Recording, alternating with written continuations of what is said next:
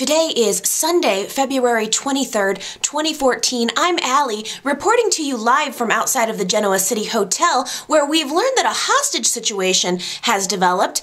We are hearing reports that gunshots have been fired, and Police Chief Paul Williams has confirmed that one peripheral sideline character has been shot dead, and pretty much nothing else happened.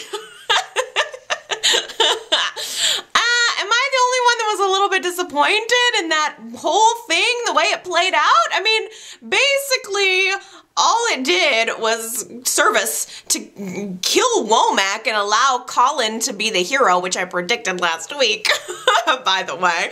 But, so Womack is dead.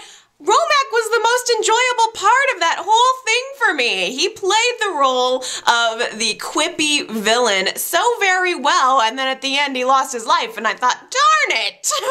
He was a pretty good character, and I enjoyed seeing, or thinking about him possibly continuing to taunt Fen. He was supposed to be Fen's arch nemesis. I thought, all of it was building up to where Womack got out of jail, and Fen was supposed to be supremely afraid of him, and something was going to happen, and he was going to force him back into the drug cartel, or who knows. None of that's going to happen now because Womack is dead.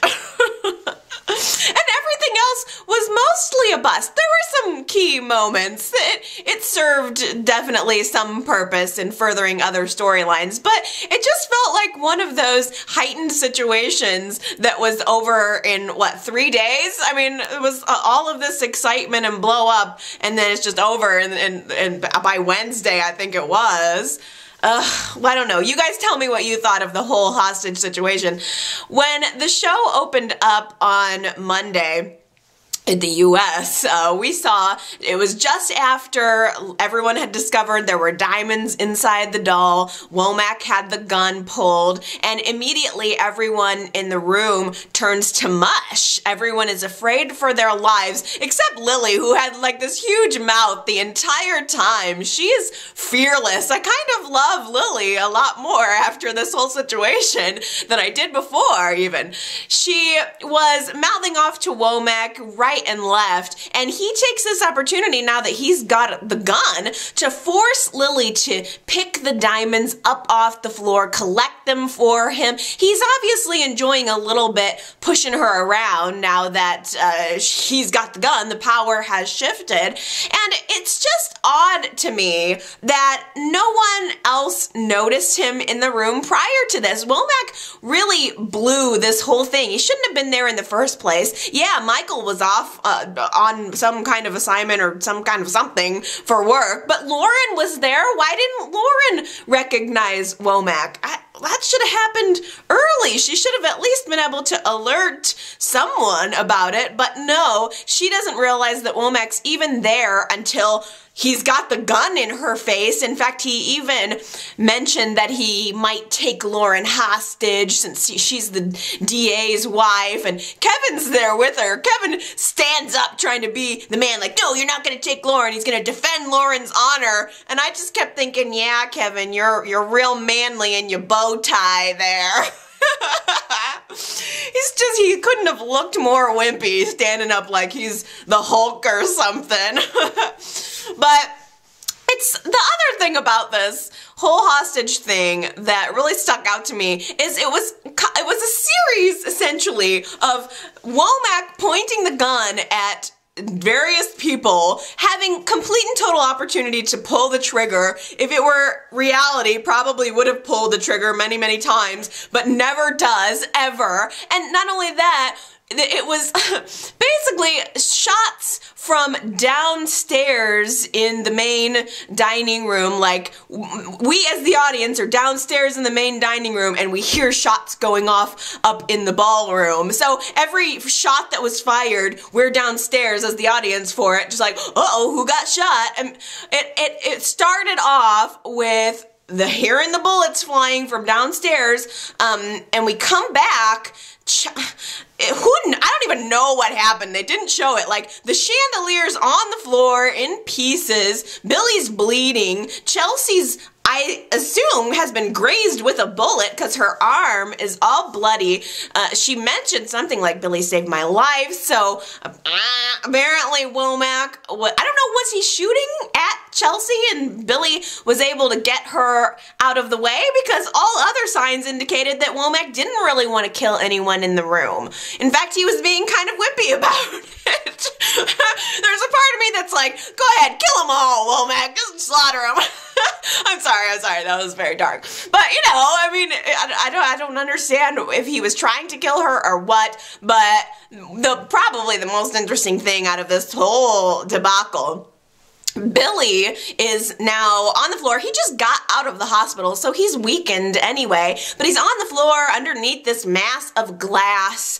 He's been injured, and he has a broken rib. He's had a broken rib. He's, I think, emotionally pushed to his complete edge after everything that just happened with Adam being in the hospital. Now at his daughter's benefit, the benefit in his dead daughter's honor, a hostage situation develops. Billy just wants to put an end to this. Enough is enough. So he's physically, emotionally tasked. Kelly and Victoria have moved Billy off into the corner. He's delirious.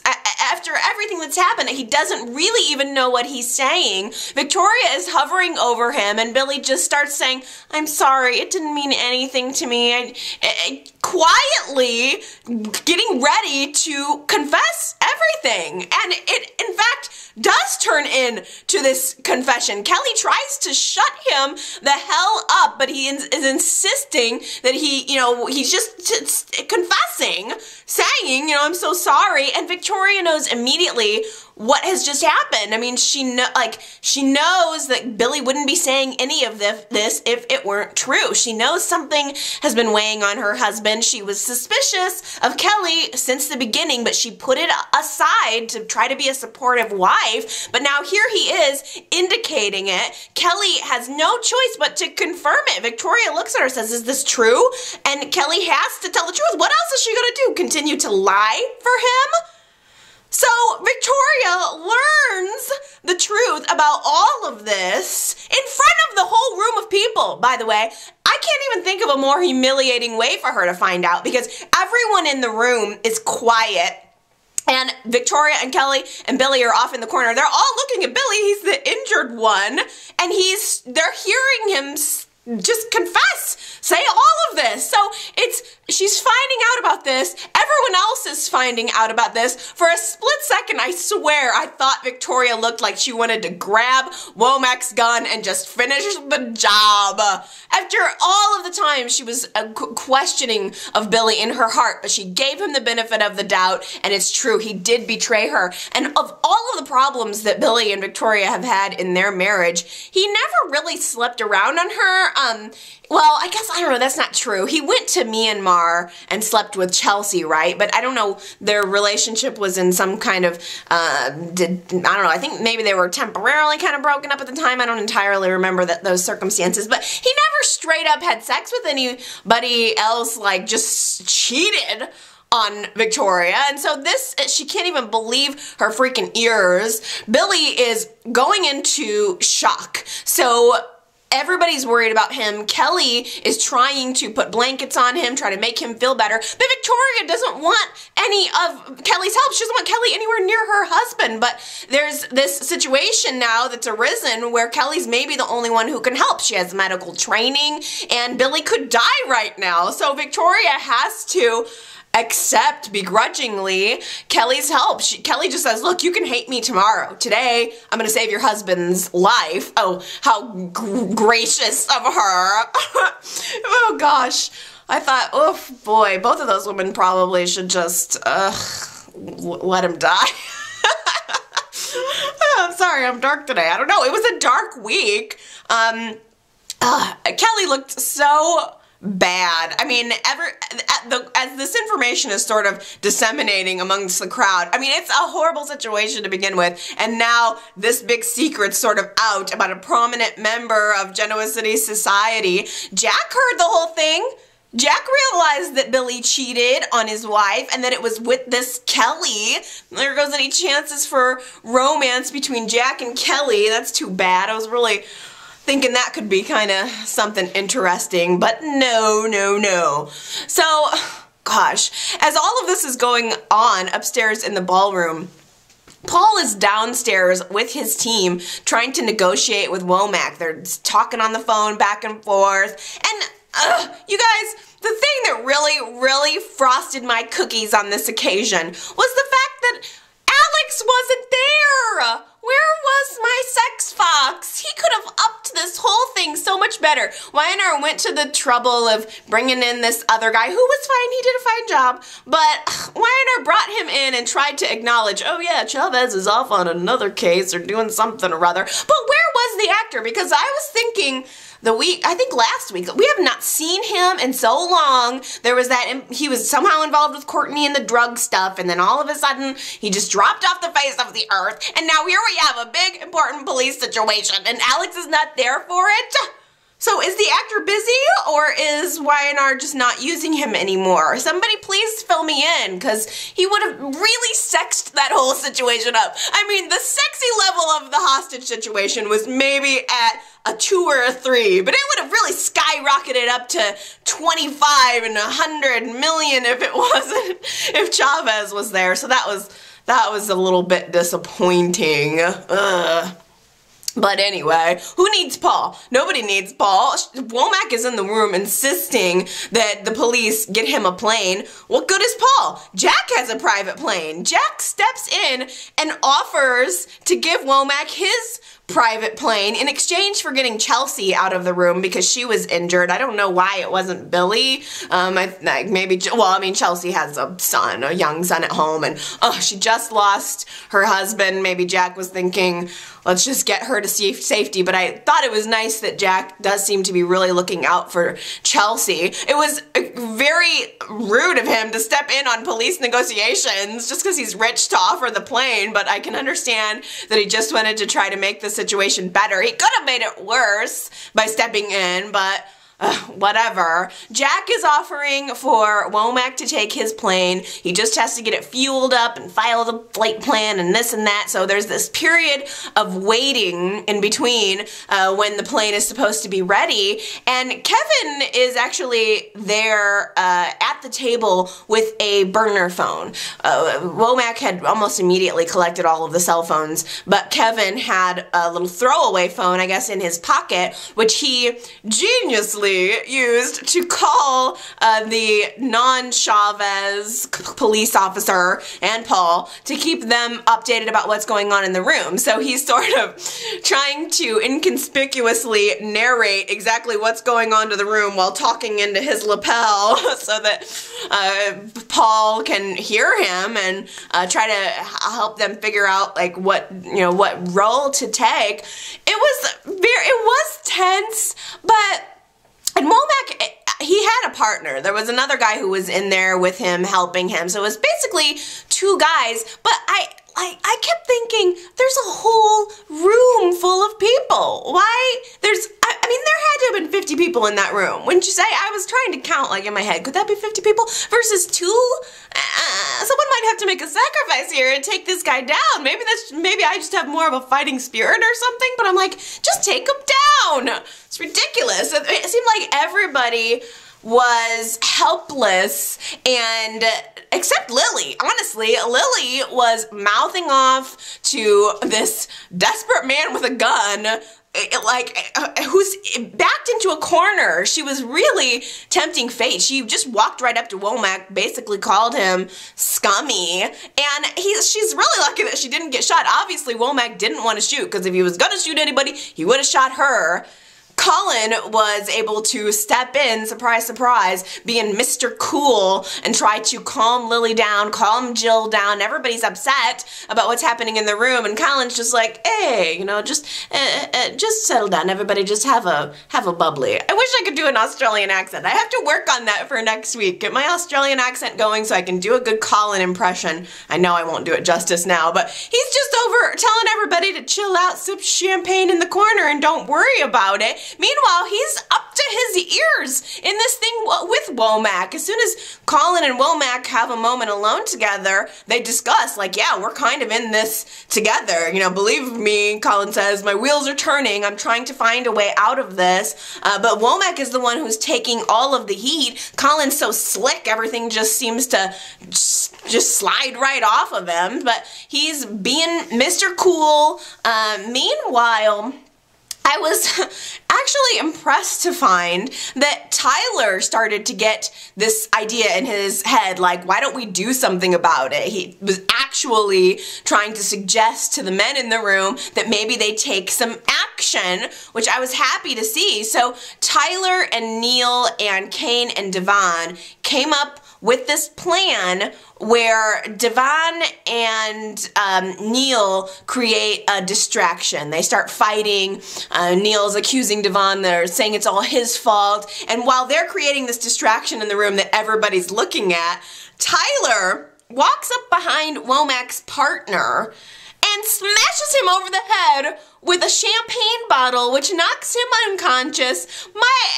The gun drops out of this guy's hand, and luckily Colin was able to get it. So Colin's got the other gun, but like the whole time, it's just so bad. Like, what was your plan for Womack? Okay, so the plan was smash the partner over the head with a champagne bottle. What were you planning to do about the other guy with the gun? Because nothing else happened. I mean, basically, the other guy, the partner guy, goes down. Womack turns around with his gun, completely could have shot Tyler in that moment, could have shot Kane, could have shot Devon and Neil at any point, but he just turns around with the gun like, so what was the plan? I mean, do you understand what I'm saying? Like, it was a totally incomplete plan.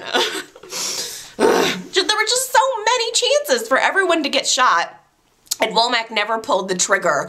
And everything we know about Womack says he should have no problem pulling the trigger, so why didn't he? Again, we as the audience go down into the athletic club dining room and we actually do hear some gunshots going off, but it's right at the time where Paul has decided that he's gonna hit the lights in the room, like cut the power in the ballroom. I don't even know why he would do that. Maybe Paul was just like, this needs to be more dramatic. Let's hit the lights. Because why would you even want to entice or I don't know, why would you want to make the situation any worse? That could just tick Womack off and end up with all of the hostages dead. I don't know why Paul decided to cut the lights, but Womack has decided to let Billy and Victoria out since, apparently he's got his plane. I don't know. He lets Billy and Victoria out of the room, followed by pretty much everyone else. I don't know, including Kelly. There was a moment, where everything's kind of, it was mostly everybody goes down into the athletic club dining room, and Victoria and Kelly had a moment together, finally able to confront, and Victoria takes this opportunity to smack Kelly right in her face. I think Kelly might have tried to say something to her, and Victoria just smacks her, which was such a wimpy smack. It's funny because I got a voicemail from Connor this week who said exactly what I was thinking. That smack could have been so much bigger, so much harder. Considering Kelly slept with her husband, I think Victoria maybe should have smacked her and then maybe did a little eye scratch and some hair pulling too. It seemed so like Victoria wasn't committed to the smack. She needed to really bring it with some rawr, and we didn't get that. Oh well, maybe later. Maybe Victoria can smack her a couple more times before this is all said and done. So only Kane and Lily are left in the ballroom upstairs. Everybody else has been let free. The plane is almost fueled up and ready to go. Womack's just kind of letting them go one by one. But Womack insists that Kane go first and leave his wife in the room. Just you go first. Lily will be here last. And Kane doesn't want to do that. Obviously, Cain doesn't want to leave his wife. The kids, you know, need both of their parents, but I mean, Lily is saying, just go, at least then the kid will have one parent. If something happens to me, at least you can go be with the kids. But she's screaming, you know, just go, Cain, go, and Cain won't go. He will not leave his wife there, which I appreciated because it's kind of a tough situation. You know, do you leave? No, you know, a man should not leave his wife with a hostage. If he had left Lily, I think it just would have made him look like such a wimp. But at the same time, like, the kids need both parents. So I don't know. I thought that was a really good standoff moment, but it's clear that, and Womack reveals that he wants to take Lily with him to the plane. He needs to have some kind of insurance policy. If he hops in the car on the way to the plane, the cops could take him out at any moment. But if he's got this hostage, the woman who he really doesn't like anyway, who's been up in his face since moment one, who pretty much ruined this whole plan, then at least he has a little bit more of a chance. So there's this standoff, though, between Womack and Cain. Cain's not leaving his wife, and Womack is not taking no for an answer, so he shoots Cain. There's an altercation. Cain gets shot again. You know, it's like, how many times can a man get shot in his life? Every time Colin comes back into town, Cain ends up getting shot. We'll have to make a mental note of that. So Cain is now on the floor, bleeding. Lily's over him, just screaming, Cain, we gotta get him some help, you know?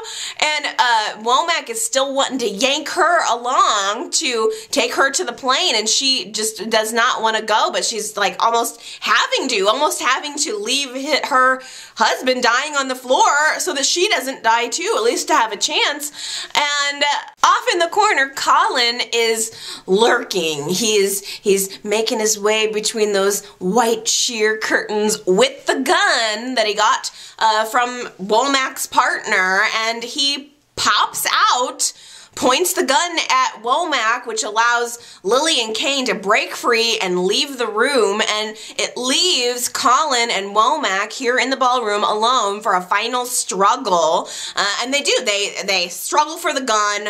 There's a gunshot. Again, from outside of the room, Cain is in the hallway screaming, Dad! Which I can't even remember the last time I heard Cain call him Dad. Doesn't he usually call him Colin? But Dad, you know, all of a sudden, you know, Colin saved him, you know, he's still in there. But Colin is completely fine. Womack, not so much, lying dead on the floor. Colin has shot him dead, and it's over. The police come, you know, I mean, there's just a tiny moment where Colin is just standing there before the police rush in. He's looking down at the floor at all of the diamonds, just thinking about the remnants of his brilliant plan.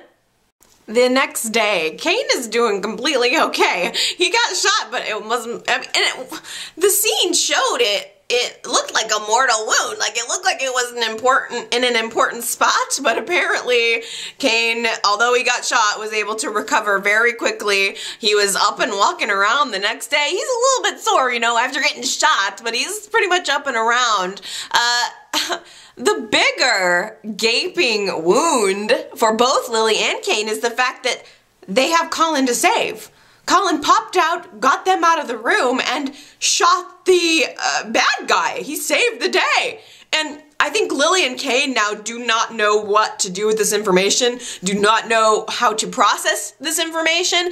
Lily even has to, like, there's this moment at the hospital. Lily, Cain, the kids are there. Colin comes, I guess, to check on Cain. And Lily introduces the twins to Colin. She doesn't tell him that it's their grandfather, but she has this moment of having to, like, she tells the kids to thank this man for saving their daddy or for helping their daddy. It was so sour for both Lily and Cain, I think, and Colin seemed touched by it, but Colin has to know deep down that he both created and solved the problem. So he has to feel icky deep down if he has any conscience whatsoever at all.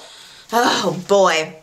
But it just seems like everybody Everybody is now going to have to thank Colin. It's going to be extremely odd.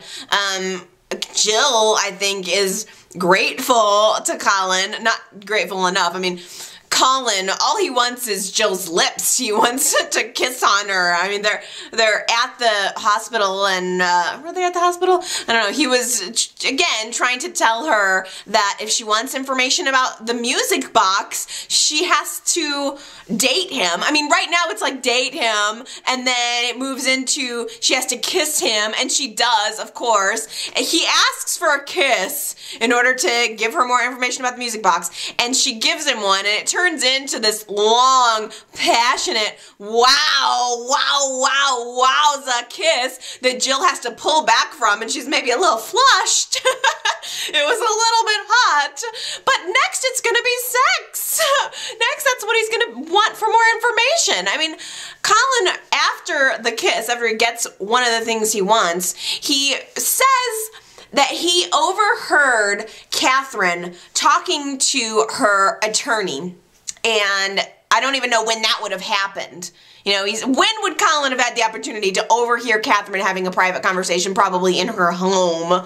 I'm not buying it at all. But basically, Colin said he heard Catherine say that there was something inside the box and that he stole. He said, you know, there was something inside the box, but I took it. Do we even believe that? Because I don't believe it at all. I think Colin is going to be dropping breadcrumbs all along this path only for Jill to find out that it leads right to his crotch. I totally don't believe anything that Colin has said. I think Jill is going to end up with no fortune, with no insight about what Catherine's final wish for her was. I think Jill's going to end up with nothing out of this. And if Colin is lying about this whole thing, then Catherine must be rolling over in her grave that this scumbag is using her memory to trick his way up Jill's skirt. It's incredibly disrespectful. After he tells Jill that he stole whatever was in the box, he is forced to give it up. It's apparently some kind of it's a card with a name on it that says Rachel Berenson. I don't know who Rachel Berenson is. I can't imagine that Catherine would be this elaborate just to leave a name in the box. I don't know. I just still think that this is all part of Colin's plan. Rachel Berenson is probably some kind of psychic that's going to have to tell Jill that the only way to get the answer to her inheritance is to sleep with Colin. Chelsea gets home from getting shot at the gala event and she discovers that her child and Chloe are both gone. Anita comes back by and reveals that Chloe said Chelsea confirmed she was able to go ahead and take over the babysitting duties, but Chelsea realizes that's not the case, so she's upstairs looking around, noticing that Connor's not there. Some of Chelsea's clothes are gone, and we see that Chloe has taken Connor to the airport, and she is posing as Chelsea with the baby. She's identifying Connor as her son. Chloe's sitting on the tarmac with this kind of busybody lady and just the flight is delayed and there's a moment of, is this plane actually going to end up taking off? Is there any chance that Chloe's going to change her mind? I mean, she's sitting there not only stealing Chelsea's baby, but she's identified herself as Chelsea. She's saying, my name's Chelsea, this is my son Connor, I had another daughter named Delia. Chloe's totally lost her mind. Chelsea's at home losing her mind with worry. Kevin comes by and Kevin has this moment where he realizes that all of the signs were pointing all along toward this happening. He has to tell Chelsea about the fact that Chloe had put Connor's birth announcement in Dee Dee's childhood memory book. I mean, yeah. Somebody should have been keeping an eye on her a little closer. And actually, Connor had called into my voicemail and made a good point about the fact that Kevin and pretty much everybody has been treating Chloe like she's a baby, you know, like she is not an adult who has to deal with her feelings. Everybody's walking on eggshells around her, and maybe that contributed to the problem. I can completely understand wanting to empathize with her. She's a mother who just lost her child, but they maybe just let her get away with everything a little too much, let her go through her process a little too privately, because her process led to Crazy Town. Chelsea is so confused. She thinks that maybe Victor's in on it. In fact, she calls Victor and says, you know, is this part of your plan? And Victor doesn't know what the heck's going on. All this does is alert him to the fact that there's a problem. So Victor ends up coming over.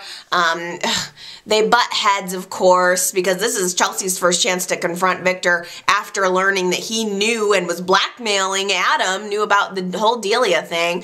So Chelsea calls him out on that in front of Kevin, which totally sets Kevin off. But the important thing is Victor's the one who realizes the passports are missing. I mean, Chelsea and Kevin could have been running around in circles thinking maybe Chloe just took the kid somewhere within Genoa City or maybe somewhere within the States. But Victor said, where do you keep your passports? Chelsea realizes that they're totally gone, and Chloe is leaving. This is not just a minor cuckoo moment. This is something that Chloe could have planned forever, for who knows how long. She could have been planning this for weeks, and she's not, in fact, planning on coming back. Chloe's getting on that plane, wants it to take off. In fact, it does. She goes to Paris, arrives at the apartment where Chelsea and Adam were planning on living. They were renovating it. So again, not even really thinking straight. It's an indication that she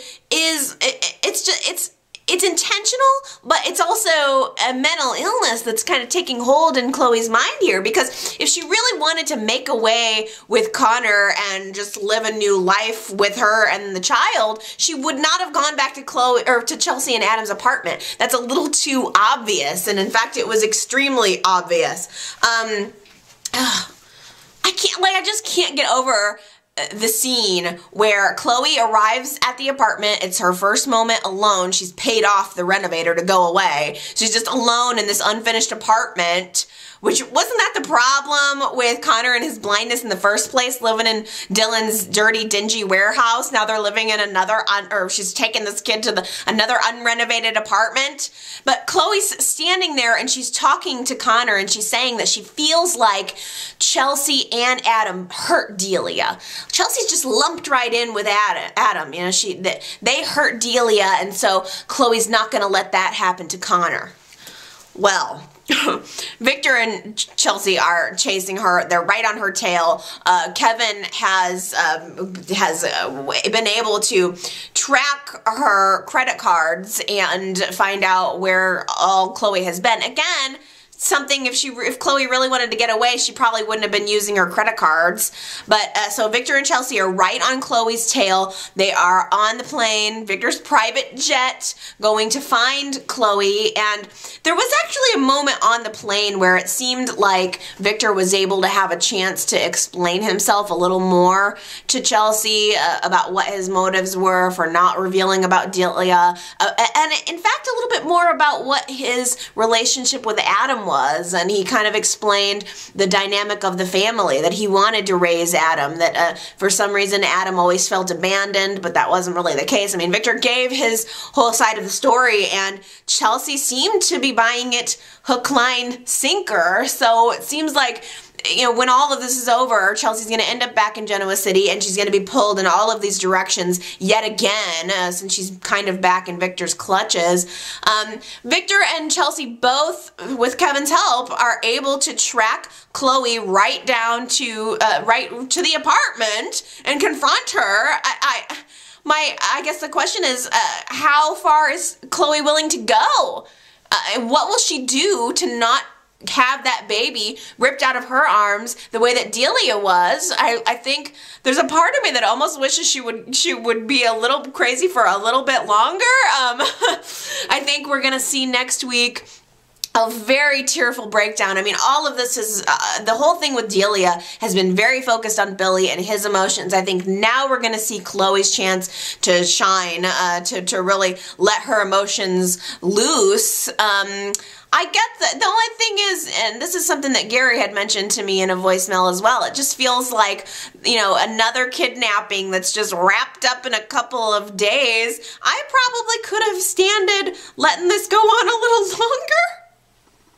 The day after the hostage situation, Billy is back in the hospital, and he doesn't exactly remember that he blurted out the secret about his affair to his wife in front of a room full of people. That little nugget seems to have left his mind. So there's this awkwardness where Victoria and Jack are all, I don't know, where was Jill? Was Jill there? They're standing around Billy, making sure he's okay, but it's clear he doesn't remember what he said, and he's sensing that there's something a little off with Victoria, but nobody really wants to tell him. Victoria, I just feel so bad for her. Out in the hall, by the way, Kelly comes to the hospital to check on him. Totally inappropriate. Kelly should not have come to the hospital at all. She's done enough damage. Just stay away. You can call the hospital to check on Billy's condition. You don't need to be there. And Stitch is there, of course. He's always there. And in the hall, Kelly tells Stitch that the secret is out. That Victoria knows the truth. And boy, you know, I'm still thinking about what this connection is between Kelly and Stitch. And someone on YouTube, and I'm sorry, I can't remember who it was, and I'm mad at myself for not writing that down, but someone had a really good idea that maybe they're brother and sister. I like that idea. Because I'm struggling to try to find out what it is. I think maybe that could be. Because there almost seems like a hatred there, but also maybe something unavoidable, some kind of unavoidable connection. So I wonder when that is going to be revealed, but I think that's a pretty good theory too. So anyway, Kelly telling Stitch that the secret is out pretty much makes Stitch right there to provide a shoulder for Victoria to lean on, which she's all too willing to take. In the room with Billy, she just can't stand there and pretend like the lie, it didn't happen to her, like her husband didn't have an affair on her. So she leaves the room, goes out into the hall, and she's talking to Stitch, and again, they're sort of connecting. Jack is in the room alone with Billy and finally fills him in on what happened, and I appreciated that Jack was not going to tiptoe around him any longer. There's no problem with Billy's brain. He doesn't have a concussion. He's going to remember it sooner or later, so Jack just tells him. I thought that was great, and you know, Billy of course tries to explain his way out of it, but you know, we all know what happened. We all know what the situation was, and in fact, Kelly goes back to the athletic club to get her cell phone the next day. It had been collected as evidence, and she comes back to get it, and there's a moment where she's with Lily. Lily takes this opportunity to get all passive-aggressive with her, which I thought was kind of great. I mean, nobody likes a woman who steals another man's husband, and Lily let that be known. I mean, they were getting all close last week, but this week, Lily was ready to bring down the hammer on her. But it was kind of nice to see Kelly get her chance to explain herself and her frame of mind. Again, we focus on Billy so much, but, you know, she basically told her side of the story and where she was after her own son's death and where she is now, and as she's explaining to Lily, Billy is explaining to Victoria, or trying to anyway. Victoria comes back in the room and they finally have a moment together after having learned this big bombshell truth, and Billy again tries to tell her he's sorry, it's all motivated by his grief, and Victoria, to her credit, seems to indicate that she's not going to leave him, but she's not exactly willing to just kiss and make up either. So yes, Cassie is indeed on Victor's payroll. The two meet in the park this week, and they showed a flashback scene of Victor running into Cassie for the first time, or this Cassie look-alike. He's at the coffee house, which I don't even know last time I saw Victor at the coffee house, but he runs into this girl, realizes she looks uncannily like Cassie, and from there he goes to employ her.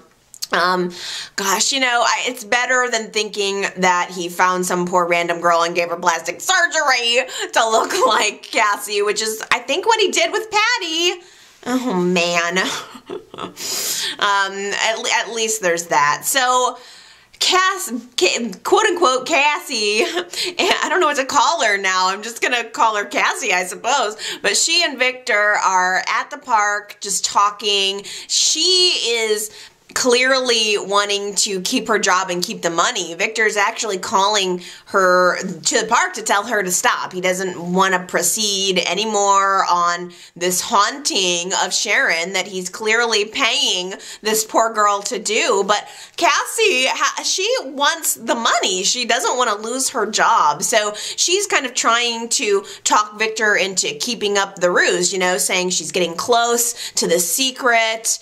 So I think I should keep going.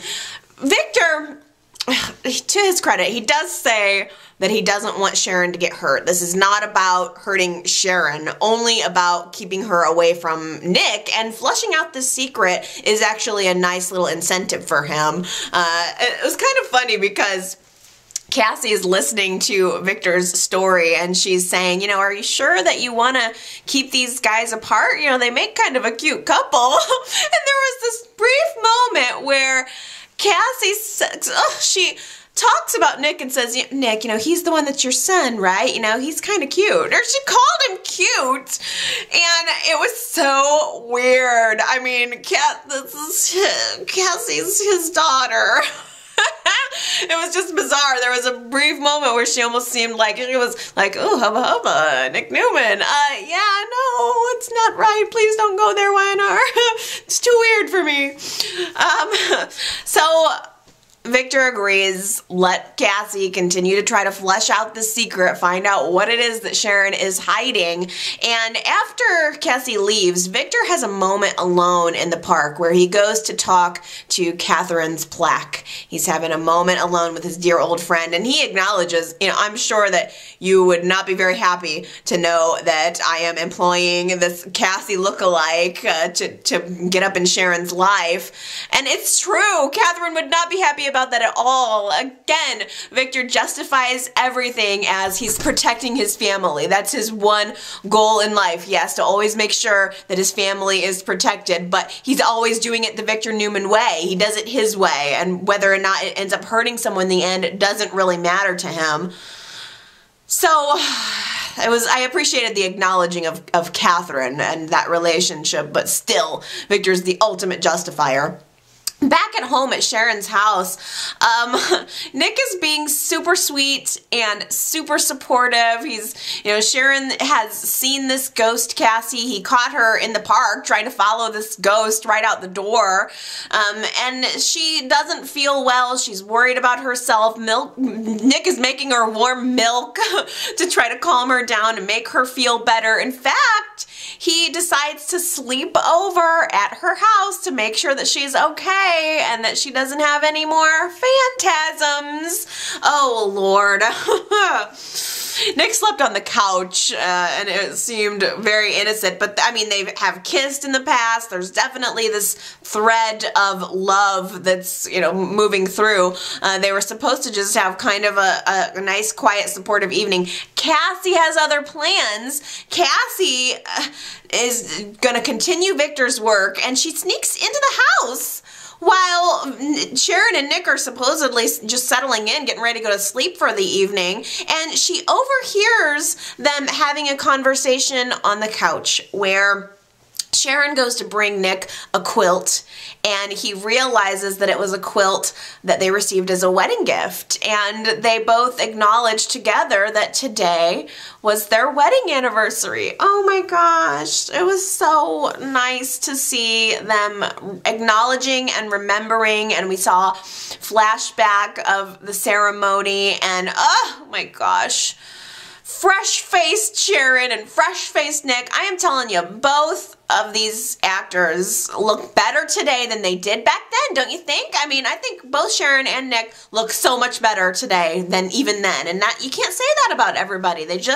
I do love them both. It did make me a little bit sad looking into Sharon's innocent young eyes, and then coming back to reality and realizing where she is today. Boy, Y&R has really dragged her character through the mud. I mean, way more so than Nick's. Nick has not been involved in a fraction of the scandals that Sharon has been involved in. So it's kind of bittersweet seeing that sweet young Sharon. Those were certainly the days, but I did enjoy the flashback, and I enjoyed them remembering the connection that they once had, and I would totally be up for a Nick and Sharon reunion. I really would. But this lie, it's gonna get fleshed out sooner or later. We all know Cassie's gonna come upon it. Gina had left me a voicemail this week. Just saying, I mean, we all know what's coming. We all know that secret's gonna get blown up, and all of the progress that Nick and Sharon, have even made on their relationship is going to be blown up, romantic or friendship or otherwise. There's no way Nick is going to forgive her for this. He's being very good about encouraging her to see her therapist. Sharon goes, she actually has the therapist over to her house the next morning, and I don't know, the therapist didn't really do much other than write her a new prescription. I mean, Sharon reveals she senses kind of a change in the Cassie character, that it's now a negative force, and the therapist just kind of tells her, yeah, you're probably doing it to yourself. Here's a prescription. We're going to switch your meds up. But Sharon is very afraid of this, I mean, I think it gives her maybe a slight new hope, but also gives her a new fear, too. What if this doesn't work out? And oh my gosh, you guys, at the very end of Friday's show, Sharon comes home, and she's doing well, thinking everything's going to be positive, and there are pictures of Cassie everywhere in the apartment, like on the couch, on the mantle. I mean, there's this giant shrine of Cassie in photos, like a collage of Cassie photos everywhere. Sharon immediately now is thinking, A, I'm crazy, B, I did this to myself. I'm doing this now to myself. But we all know that it's Cassie, and it's so particularly cruel. I mean, going through this woman's her dead daughter's photos, putting it up on the wall. I mean, it is particularly cruel. That's not what Victor said that she should do. It seems like this Cassie has got a thread of real badness to her. Victor specifically said he doesn't want to hurt Sharon. I think going through her dead daughter's photos and putting them up all over the place is a little too far. It's a little too much. This girl is just bad. She seems bad to the bone. I think maybe from now on I'm just gonna call her Bad Cassie. Dylan and Avery are becoming closer, but they were talking it out this week and realizing that they're not quite ready for marriage yet. I think that's something in the future that they're going to strongly consider, but for now, I think they're just taking it easy with their relationship. They've got some hurdles coming up that they're going to have to jump over very high, and if they're together at the end of that, I think that possibly marriage is something that we're going to see in the future. I thought it was interesting that Dylan had, as they're talking about marriage, he mentioned Avery's ex, Joe.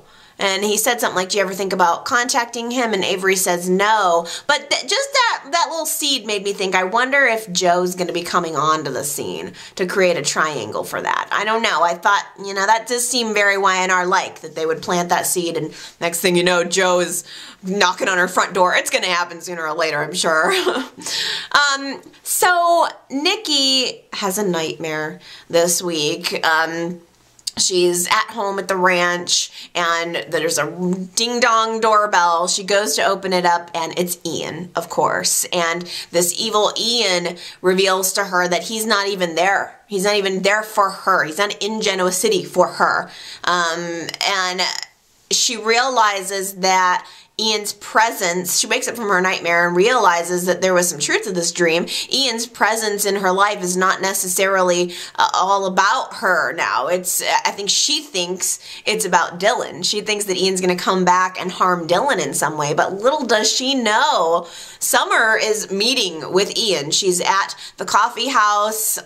She has Faith with her, actually. They're having a sleepover, so Faith meets Ian, and he calls her, he's very charming, you know, even to this little girl. He calls her Mademoiselle. You know, he's very, just charming is the only word I can think to describe him. And so children and grown women are falling for him pretty easily. I mean, he's sitting there with Summer having this meeting, and he's telling her essentially to get started on her path. She needs to tell him her deepest, darkest secrets, which are Newman family secrets. I mean, Summer's going to end up telling him everything about the family, and he's going to end up using that information against her, against Dylan, against Nikki in one way or another. Summer goes to his office the next day, and I tell ya, I enjoyed that interaction quite a lot,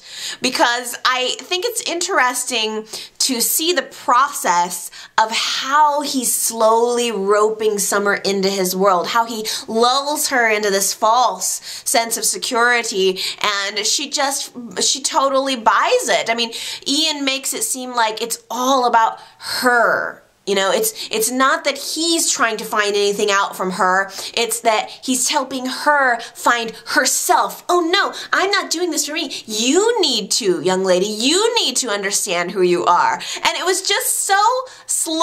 I tell you, I got another voicemail from Gary in the week, and it made me laugh so hard. He said, "Oh my gosh, I can't believe it, but I think I'm starting to fall for the Ian Ward line." I mean, it's so compelling. I tell you, I laughed out loud about that. I mean, as you're watching him talking about finding your path, it is mesmerizing. I'm watching it too, thinking, yeah, maybe I need to take a personality test and find out who I really am. He sure is convincing. And so there's this test that he wants Summer to take. That's like one of her first steps. She needs to discover who she is by taking this personality test. But, oh, oops, he accidentally left the test, in his hotel room. Oops. Well, if you're so eager about taking the test today, maybe you could just come with me to my hotel room and take it there. Summer, hello. I mean, she follows him back to the hotel like a lamb, like a little lost lamb to the slaughter. Oh, I love it. I really, really love it. I think this is a twist that I wasn't expecting to see. Woo, it's going to be good, good, good, good. Now, I think it's going to end up being, oddly, not maybe Victor who's going to come up and save the situation. Nikki hasn't even told Victor that any of this has happened. In fact, after Nikki had the nightmare, she went to Dylan, told him about it, and then Dylan went to Paul as Nikki's friend to kind of, and also to see if there was anything they could do about Ian, to keep an eye on him or whatever. So Paul goes to Nikki and says, you know, have you not told Victor about this yet at all? And Nikki's just keeping it under her hat. She doesn't want to tell him. I think she knows that Victor getting up in that situation is only going to make things worse. But now Dylan and Nick are kind of pairing up. Dylan goes to see Nick and says, you know, we need to protect Nikki. We need to not even tell her that what we're doing, but we need to keep an eye on her and make sure that she doesn't have, you know, a bad, you know, emotional reaction to this man being in town. Dylan feels guilty for being the one who brought him in, and it's going to be really, really interesting to see Nick now realizing that not only is he going to have to save his mother, but he's going to have to save his daughter too. Okay, you guys, that is about the end for me. The only other thing I know I need to mention, and I should have talked about it before, was that Lauren got another message from Carmine. It was a postcard that was from Puerto Rico, which she promptly threw in the trash. But the question that's sort of out there now that Womack is dead is, well, what's keeping Carmine away? If Womack was what was keeping Carmine in witness protection and out of town, and now that risk is removed, you know, why not Carmine come back into town and continue to torment their lives? Lauren even said, I feel like it's Sheila all over again, and it is, baby. Only this Sheila wants to sleep with you. So we'll have to look for that to play out again very soon, probably within the next coming weeks, or knowing Y&R the next coming months. They'll probably wait another 3 months to even jump on that. Well, we'll see. I hope that you guys enjoyed this week's show. I think there was some highs and there were some lows, but overall, it's pretty good. You guys let me know what you think about it. Feel free to leave me a comment down in the text box, and I will certainly be reading and responding. I love you guys, and I will see you next week. Bye!